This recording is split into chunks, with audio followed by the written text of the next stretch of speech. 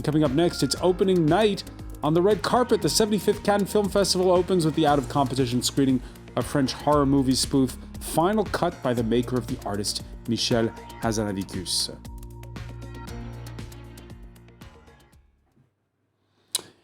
And yes, it is opening night. We can cross over to France 24 culture editor Yves Jackson in the company of film critic Lisa Nesselson, ready to roll out the red carpet, Yves. Hello from opening night at the 75th Cannes Film Festival. We're excited to... Oui, il marque énormément. I'm here with France 24's film critic Lisa Nesselson, and we're knocking down on the red carpet. And Lisa, I bet you're happy that things are back to normal after 2 years of COVID disruption. You could definitely say that. Just to remind our viewers, in 2020, because of COVID, the event had to be canceled entirely, although the programmers had done all the work. So they sent those films that would have been shown out into the world with the designation that they would have been shown, and most of them found their audiences. Last year, because COVID was still on the rampage, it's traditionally in May, they moved it to July, so I feel like we were kind of just here. And people from Asia still can't really travel, but there were 22,000 people accredited in July, and they're expecting 35,000, maybe even 40,000 this year. When you take into account that the regular population of Cannes is just 75,000, they notice when we all come to town. And in true Cannes style, the festival is opening with a French zombie comedy. Vraiment un des... Stars are marking up the red carpet steps behind us. It's a great choice to open with, isn't it? This is a fond spoof of really low-budget horror movies made by Michel Hazanavicius, who has made a lot of fond spoofs. The Artist, which was a fond spoof of silent, was a fond silent. They can't hear me. We can hear you loud and clear. Of silent films. Okay. Sorry, a little glitch there.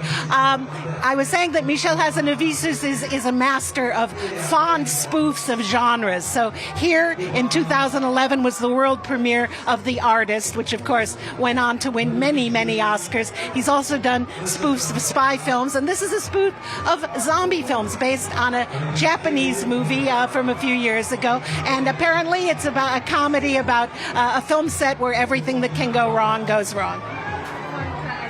Directed by Michel Hazanavicius, and stars among others his partner, Baroness Berger, also in Oscar-winning film The Artist. She plays a makeup artist on a fictional film set. France 24 has been speaking to her.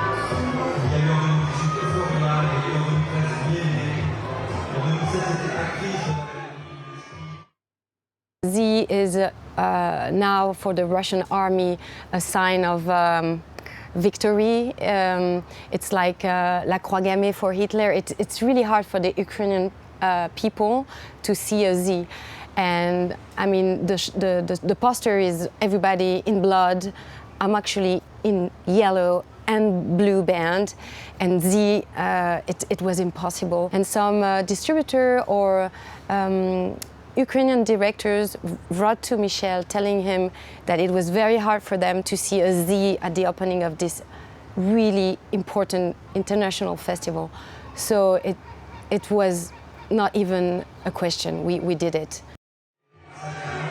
And you can watch the full interview with Baroness Berger at 10:15 Paris time tonight, or on our website. And our final cut is the first movie being shown here this evening, and the opening ceremony is soon to be taking place behind us. Tell us what happens in a Cannes opening ceremony. Well, people get very dressed up and they go in, and this year the very talented Belgian performer Virginie Efira is the mistress of ceremonies, and there will probably be a lot of self-deprecating humor and inside jokes. Then they bring out all the members of the jury so people can get a good look at them dressed up before they watch 21 films in competition and hand out the awards 12 days from now. And this evening, the guest of honor, there will be a tribute to the American actor Forrest Whitaker.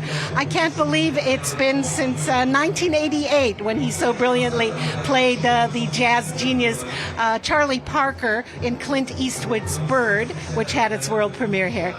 Wow, that's seems like a really long time ago. One of the most awaited films is the Top Gun follow-up. Also, another film that came out a very long time ago in 1986. The most awaited movie star is Tom Cruise. Top Gun Maverick is being shown tomorrow, isn't it? So I'm told. Everybody is excited because, as the festival director put it, Tom Cruise is one of the last of the consummate actors who is deeply involved on every level of production. If you go look at his filmography and the films that he's helped produce, he also has impeccable taste, and apparently he's indestructible and fearless because he still does a lot of his own stunts, and that is something that as a viewer you can really feel.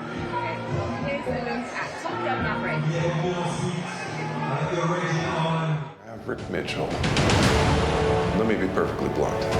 You are not my first choice. You are here at the request of Admiral Kazansky, a.k.a. Iceman. He seems to think that you have something left to offer the Navy. What that is, I can't imagine. With all due respect, sir, I'm not a teacher. Just want to manage expectations. What the hell? Good morning, aviators. This is your captain speaking. And we're off. Here we go.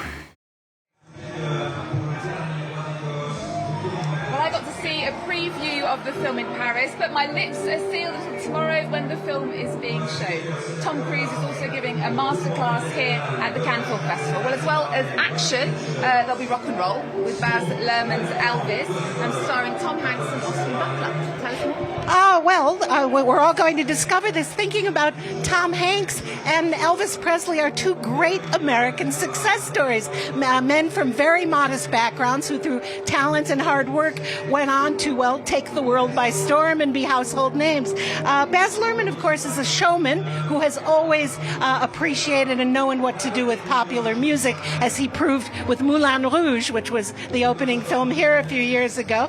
The world is full of Elvis impersonators, but we're going to see how well Austin Baker does as Elvis, and I can only assume that Tom Hanks will be pretty darn good as Colonel Tom Parker, who was Elvis's notorious manager. Top Gun and Elvis are the big events, but there's a competition as well. 16 films directed by men, 4 by women, and 1 by a male-female team. Tell us more. There are 4 former Palme d'Or winners, and when I look at the list, they're really from all over the world. From Japan, Hirokazu Koreeda; from Sweden, Ruben Östlund; from Romania, Christian Mungiu; and of course the Dardenne brothers from Belgium. And there are former Grand Prize recipients such as Korea's Park Chan-wook and David Cronenberg, whose Crimes of the Future I'm very much looking forward to. He said he was going to stop making movies 8 years ago. I'm so happy he went back on that decision. And it stars Kristen Stewart, Léa Seydoux, and Viggo Mortensen. 21 films competing for the big prize, the Palme d'Or. The Palme d'Or winner is decided by a jury. This year, the president is Cannes regular, French actor Vincent Lindon. After weeks of suspense, the Cannes Film Festival announced a familiar face will be seen on the red carpet. The decorated French actor Vincent Lindon will serve as head of the jury. Son of an entrepreneur, Vincent Lindon has become one of the most sought-after names in French cinema, though his acting career almost began by chance. One afternoon I was in drama class and I was enjoying myself performing little scenes with some friends. Paul Boudjana passed by in the hallway. He was looking for Francis Huster.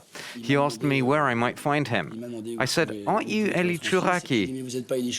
It made him laugh, and he called me to do some screen tests, and I was hired for the Falcon.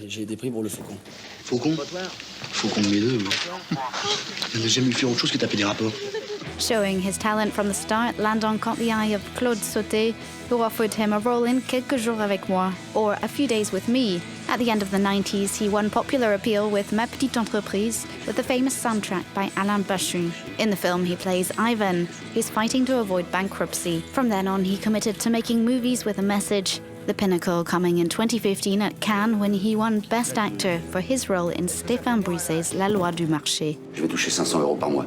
Je fais comment pour payer toutes mes factures, tout ce que je dois? Known for his careful attention to both his image and lines, Lindon knows how to play larger-than-life roles like Charcot or Rodin.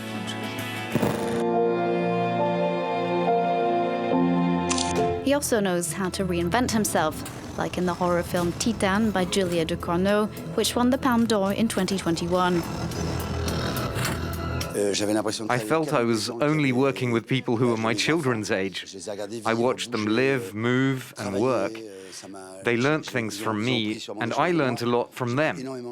I learnt a lot from Julia about seeing cinema in another way.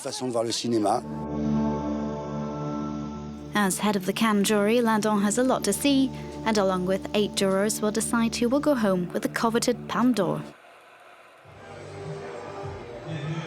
And this year's jury are going to have some pretty difficult decisions to make. The big issues of the day are often tackled here at the festival, and Cannes Delegate General Thierry Frémaux has included titles, for example, from both Ukraine and Russia. Well, in keeping with the festival's attitude, I'm going to do my bit for world peace and not tell you who's Ukrainian and who's Russian, because they're great filmmakers. And in this context, that's what counts. Sergei Lozhenitsyn's The Natural History of Destruction and Maxim Nakochanji's Butterfly Vision. And of course, Kirill Serebrennikov has had 2 films here at the festival, and he was not able to accompany them because he was either under house arrest or being harassed by the Russian authorities. He is a Russian dissident. He is now living in Berlin, and this is the first time he'll be able to accompany one of his films, Tchaikovsky's Wife. Well, we'll hopefully be speaking to Kirill Serebrennikov and Sergei Lozhenitsyn later in the festival. Tell us about some of the other films being tackled this year.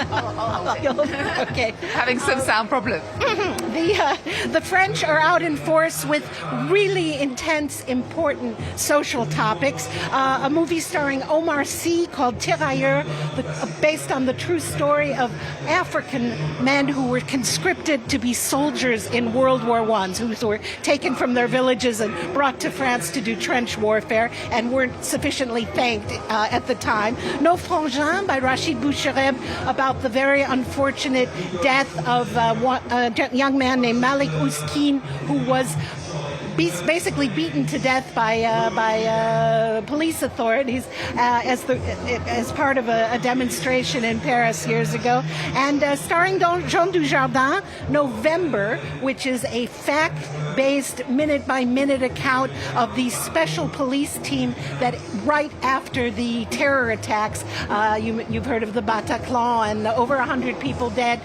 in 2015. In just 5 days, they followed all sorts of leads and instincts and hunches and actually found 2 of the terrorists who were at large through an amazing confluence of circumstances. So that is November. I already know the answer to this question, as Lisa came into our studios crying earlier, but what are you most looking forward to?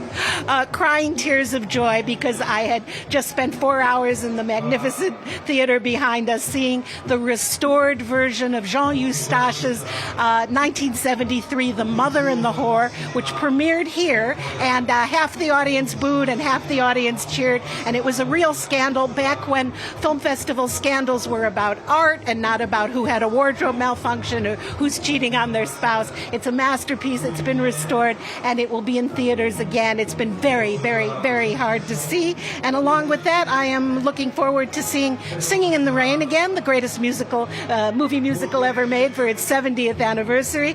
The David Cronenberg film I mentioned, Crimes of the Future, and Arnaud Desplechin's Brother and Sister, starring Melville Poupeau and Marion Cotillard as siblings who haven't been able to stand the sight of each other for 20 years. Okay, well, that's it for us. Thank you so much, Lisa. Thank you for joining us. Remember to join us every day from the Cannes Film Festival, where we'll be bringing you the interviews, the reviews, and all the behind-the-scenes gossip as much as we can. Thanks for joining us. See you next time. Yves Jackson and France 24 film critic Lisa Nesselson